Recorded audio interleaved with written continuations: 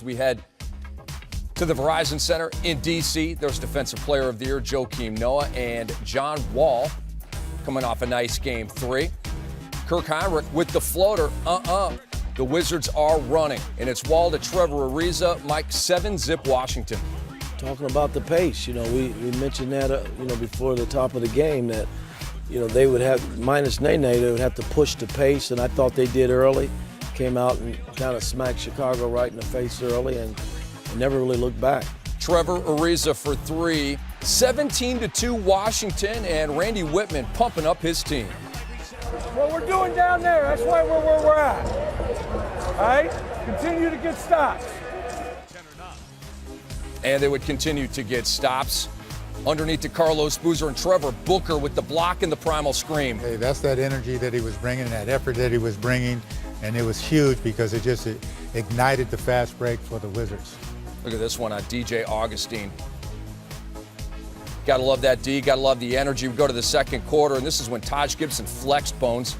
Well, like Coach Woodson said, if it wasn't for Taj Gibson, this game is over. I mean, it's a blowout. So Taj came in, provided some instant offense. You saw him on the break there, then working on the post. And the Bulls got themselves right back in the game because of number 22. Yeah, they trailed by 15 thanks to Gibson. They got it within 4, but back come the Wizards in a game of runs. Not an alley-oop, that was an alley lay-in for Martell Webster. Yeah, again, their bench guys are a key to, what the Wizards are trying to get established. They didn't get a whole lot off the bench tonight, but it was productive. Webster coming in and making a few shots early, and they're going to need that the rest of the way out. Beal put the Wizards up 11. John Wall with the steal. He's going all the way. They're up 13. Well, that's what I said earlier. The turnovers killed the Bulls because the Wizards got out and ran and finished, and you can't just turn the ball over. They had 16 turnovers, gave up 29 points.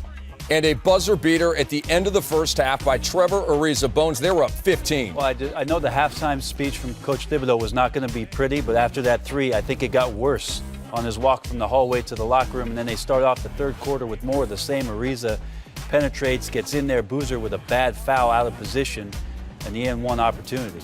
And then Carlos Boozer called for a flagrant 1 foul on Marcin Gortat. That was his 5th foul in the third quarter. Did you think that was flagrant? I don't know. It was kind of close. He just took a hard foul. I mean, they called it. Hey, it's part of it. It is what it is. John Wall with the miss. Marcin Gortat looking for somebody. Good guy to find. Trevor Ariza. Oh, he banked it in. It was that kind of day for him. Hey, banked it off the glass. The bank's open on Sunday. And the shot is off. Gooden keeping it alive. And Bradley Beal finger rolling it home. And Wizards owner Ted Leonsis loving it.